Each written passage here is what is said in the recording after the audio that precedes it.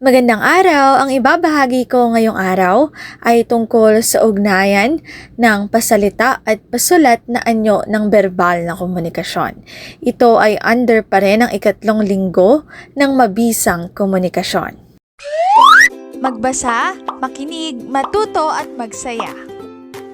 Ako si Binibining Menya. Handa na ba kayo? Tara na, umpisa na nating isa-isahin at pirapirasuhin ang mga detalyeng nakapaloob dito. Maaari kong ibigay ang soft copy ng video na ito, mag-email ka lamang o kaya naman ay mag-message sa aking Facebook page. Ilalagay ko ang aking email sa gitnang bahagi ng video at ang Facebook page naman ay sa huling bahagi matatagpuan. Maraming salamat sa panonood!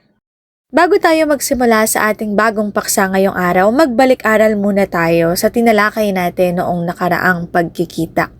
Muli ito ay tungkol sa verbal at di-verbal na komunikasyon, gayon din sa dalawang anyo ng verbal na komunikasyon. Ito ay ang pasulat at pasalitang komunikasyon.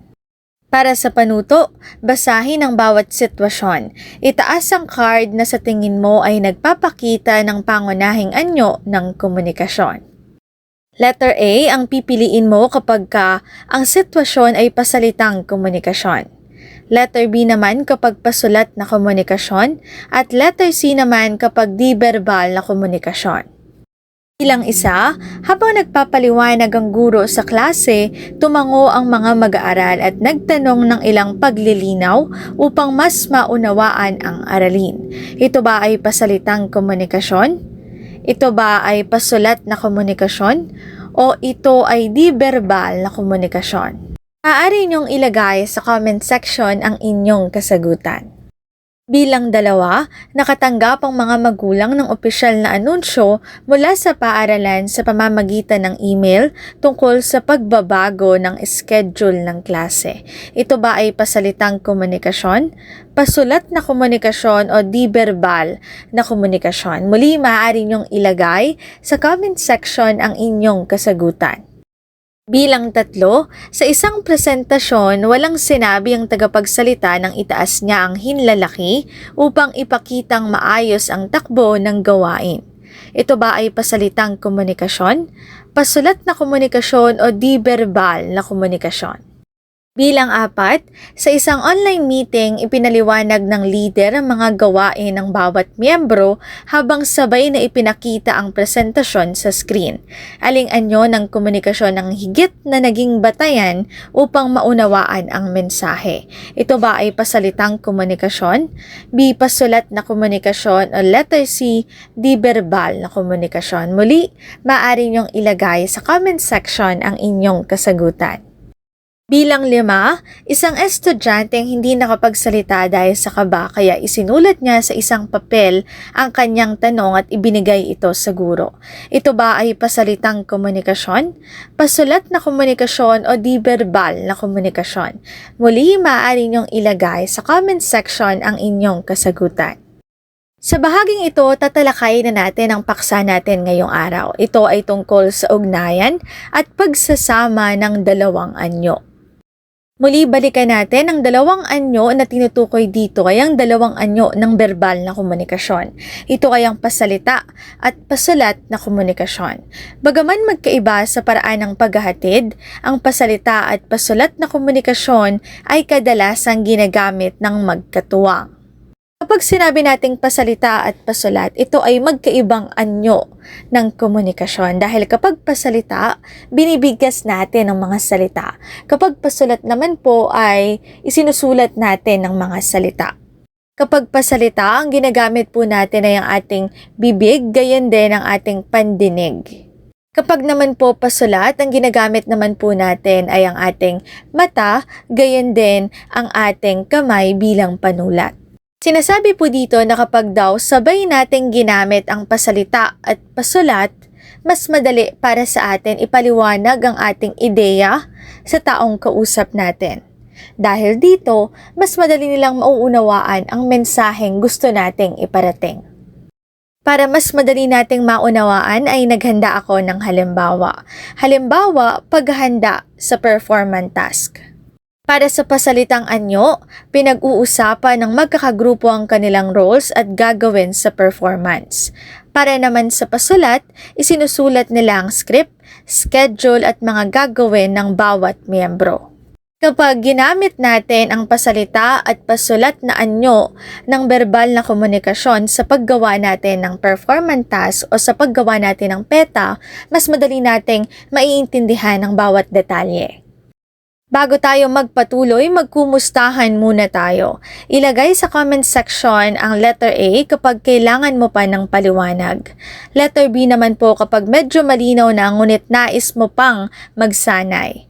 At letter C naman po ang ilalagay kapag nauunawaan mo na at handa ka ng sumagot ng mga gawain. Sige po, muli ilalagay po ang kasagutan sa comment section. Sa bahaging ito, tatalakayin natin kung bakit mahalaga ang dalawang anyo ng verbal na komunikasyon. Bakit mahalaga ang pasulat? Bakit mahalaga ang pasalita? Pasalita at pasulat. Ang pasalita at pasulat na anyo ng komunikasyong verbal ay parehong may natatanging kahalagahan at papel sa pagpapalitan ng ideya. Sa bahaging ito, babalikan natin o tatalakayin natin muli ang magagandang katangian ng pasalitang komunikasyon gayon din ang pasulat na komunikasyon. Nahin na natin ang pasalitang komunikasyon. Kapag pasalitang komunikasyon ang anyo na gagamitin natin, magkakaroon tayo ng agarang interaksyon. Ibig sabihin, mas mabilis tayong nakatutugon o nakapagbibigay ng feedback. Ikalawa, nakatutulong sa pakikipag-ugnayan. Dahil nga tayo ay nakikipag-usap, halimbawa natin kanina sa paggawa ng PETA, dahil kayo ay nakikipag-usap sa inyong mga kaklase, mas nagkakaroon kayo ng tiwala sa isa't isa at nagtutulungan din kayo. At dahil dito, mas mapagtitibay nyo ang inyong relasyon bilang mga magkakaklase. Ikatlo, maaaring agad magtanong at magbigay ng tugon. Katulad ng sinabi natin kanina, kapag pasalitang komunikasyon, nagkakaroon ng agarang interaksyon. Ibig sabihin, kapag mayroon kayong katanungan, maaari itong masagot agad. Para naman sa pasulat na anyo ng komunikasyon, nagbibigay ng pangmatagalang record. Katulad ng tinalakay natin nung nakaraan, ang isa sa katangian ng pasulat na komunikasyon ay permanente. Ibig sabihin, kapag isinulat na natin, ito ay magtatagal na ng panghabang buhay. Sumunod ay mas sistematiko ang pagpapahayag. Kapag pasulat na anyo ang gagamitin po natin, mas nagiging organisado tayo. Kasi kapag isinusulat natin ang mga impormasyon, mayroon tayong pagkakataon para mabasa ito ng ilang beses. At pagkatapos nating mabasa ito, maaari na nating ma-check o masuri kung ano yung tama, ano dapat yung una, ano yung dapat na panghuli pa. Sumunod po, ikatlong katangian, maaring balikan ng impormasyon. Ito po yung tinalakay natin noong nakaraan na katulad nga ng sinabi kanina, kapag pasulat, ito ay permanente. Dahil nga ito ay permanente, panghabang buhay, pwede natin itong balikan kung kailan man natin gustuhin. Kasi meron tayong record at ito naman ay permanente, hindi mawawala. Para mas madali nating maunawaan, lahat ng mga katangian i-apply natin siya sa halimbawa natin kanina na paghahanda sa performance task. Para sa pasalita, agarang interaksyon. Pinag-uusapan ng grupo kung paano nila gagawin ang performance. Halimbawa, ang performance task na gagawin nila ay role-playing. So, para sa pasalita, nagkakaroon ng agarang interaksyon. Ibig sabihin na kapag uusap na sila agad kung ano yung mga dapat gawin, ano yung kailangang ihanda, ano dapat yung kailangan nilang ayusin. Sumunod na katangian ay pakikipag-ugnayan. Dahil nga nagkakaroon sila ng interaksyon, mas lumalalim ang relasyon nila bilang magkaklase. Mas napapalalim nito ang kanilang ugnayan. Sunod, agarang tugon. Kapag may hindi naiintindihan ng isang miyembro, maaari siyang agad na magtanong at makatanggap ng sagot. Katulad nga ng sinabi natin, kapag pasalitang anyo ng komunikasyon ang gagamitin, asahan na natin na mayroong agarang feedback. Ibig sabihin, habang nag-uusap tungkol sa PETA na role-playing, maaaring mayroong katanungan at kung mayroon mang katanungan, masasagot ito agad. Dahil nga pasalitang komunikasyon ang anyo na ginamit. Unod naman po ay pasulat na anyo ng komunikasyon. Ang una ay pangmatagalang record. Isinusulat nila ang mga napagkasunduan upang hindi makalimutan. Halimbawa, sila ay nag-uusap-usap about role-playing. Mas maayos o mas magiging maganda ang resulta kung habang nagmi-meeting ay mayroong isang member na nagsusulat kung ano yung napagmitingan para mas matatandaan ng mga miyembro kung ano ba yung mga dapat nilang gawin dahil nga kapag pasulat na anyo ng komunikasyon, ito ay nagtatagal. Ito ay permanente. Sumunod ay sistematiko, inaayos nila sa script ang pagkakasunod-sunod ng kanilang gawain. Katulad ng binanggit kanina, kapag pasulat na anyo ng komunikasyon, mas organisado ito at mayroong pagkakasunod-sunod. Mahalaga ito dahil kapag pasalitang komunikasyon, maaaring magkaroon ng kaunting pagkakagulo or kaunting paghahalo-halo ng mga impormasyon. Halimbawa, kapag ako ay nag-suggest, maaaring mag-suggest ka rin. Maaaring mag-suggest din siya. At mayroong pagkakataon na maaaring maghalo-halo yung suggestion natin. At maiiwasan natin yon kung mayroon tayong pasulat na anyo ng komunikasyon. Kasi kapag isinusulat na natin ang bawat suggestion, mas nasusuri natin kung ano ba yung tatanggapin lang natin, ano ba yung kukuhanin lang, at ano yung hindi na natin gagawin. At pagkatapos nating masuri kung ano yung mga kasama at hindi kasama na suggestion, maaari na nating pagsunod-sunurin. Ano ba dapat yung unang gagawin? Ano yung pangalawang gagawin? Ano yung susunod na gagawin? At dahil dito, mas magiging organisado yung ginagawa nating script or schedule. Ikatlo, maaaring balikan, maaaring tignan muli ang script at schedule habang naghahanda. Halimbawa, ngayon ay Thursday. Nagkaroon kayo ng meeting about sa roleplay. Ang roleplay ay itatanghal sa Lunes.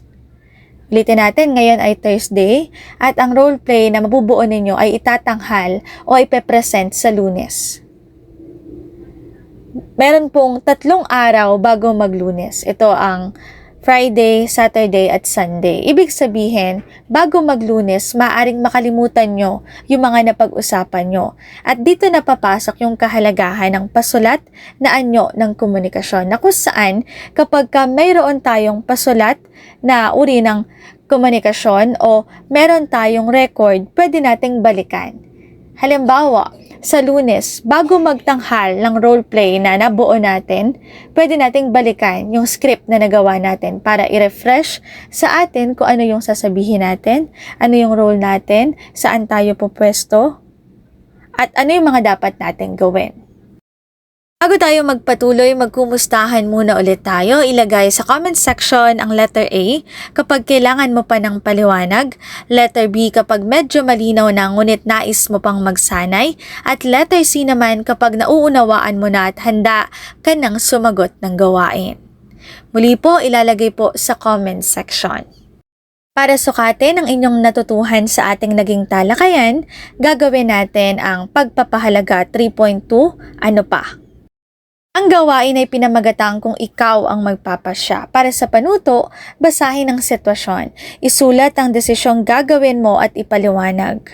Nalaman mong may maling impormasyong kumakalat sa group chat ng inyong klase. Pipiliin mo bang una, kausapin muna ang mga kaklase? Ikalawa, magpadala ng nakasulat na paglilinaw. Ikatlo, pagsamahin ang dalawa. Ipaliwanag ang iyong kasagutan sa loob lamang ng 5 hanggang 8 pangungusap. Sumunod na gawain, pagsasanay 3.2, ano ito? Para sa panuto, basahin ang bawat sitwasyon. Piliin ang sagot sa kahon.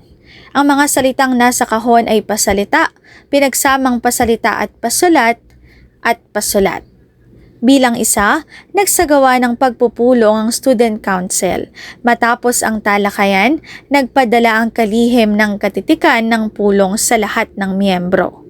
Bilang 2, nagbigay ang guro ng agarang panuto habang isinasagawa ang Bilang 3, nagpadala ang kumpanya ng opisyal na memorandum tungkol sa bagong patakaran. Bilang 4, ipinaliwanag ng doktor ang resulta ng pagsusuri at pagkatapos ay nagbigay ng nakasulat na reseta. Bilang 5, nagkaroon ng hindi pagkakaunawaan dahil hindi malinaw ang mensahe sa text. Para sa ikalawang bahagi ng pagsasanay, panuto, basahin ang bawat sitwasyon. Isulat ang tama kung wasto ang pagsusuri sa sitwasyon at mali naman kung hindi. Bilang isa, matapos ang isang online meeting, hindi na nagpadala ng katitikan ng pulong ang kalihim dahil malinaw naman ang naging talakayan. Wasto ang naging pasya sapagkat sapat na ang pasalitang komunikasyon sa lahat ng pagkakataon. Ito ba ay tama o ito ba ay mali? Para sa bilang 2, nagkaroon ng hindi pagkakaunawaan ng dalawang mag-aaral dahil magkaiba ang kahulugan ng isang salitang ginamit nila. Ipinakikita ng sitwasyong ito na maaaring maging limitasyon ng komunikasyong berbal ang pagkakaiba sa wika at interpretasyon. Bilang 3, bago magsimula ang laboratory activity, ipinaliwanag muna ng guro ang mga panuto at pagkatapos ay nagbigay ng nakasulat na gabay. Mas naging epektibo ang komunikasyon dahil pinagsama ang pasalita at pasulat na paraan. Ang 4, dahil mabilis ang pagpapadala ng mensahe sa social media, sinabi ni Macy na hindi na mahalaga ang kalinawan ng mensahe, basta naipadala ito agad. Ang pahayag ni Macy ay nagpapakita ng wastong paggamit ng komunikasyong berbal. Bilang 5, magkaiba ang naging interpretasyon ng dalawang empleyado sa isang ipinadalang mensahe. Ipinakikita nito na kahit malinaw ang intensyon ng tagapaghatid ng mensahe, maaari pa ring magkaroon ng iba't ibang pagpapakahulugan ang tumatanggap nito. Ilang panghuling gawain para sa araw na ito, mayroon akong inihandang decision ticket. Panuto, kumpletuhin ang pangungusap. Sa susunod na pakikipag-usap ko, pipiliin kong gamitin ang paraang pasalita, pasulat o pareho dahil maaari ninyong ilagay sa comment section ang inyong kasagutan. Dito na nagtatapos ang aking pagbabahagi. Sana ay marami kayong natutuhan. Muli magbasa, makinig, matuto at magsaya. Ako si Binibining Menya. Salamat sa pakikinig, salamat sa panonood. Paalam hanggang sa muling pagkikita. Paalala, ang wikang Filipino ay mapagpalaya, atin natin itong gamitin, mahalin at mas paunlarin.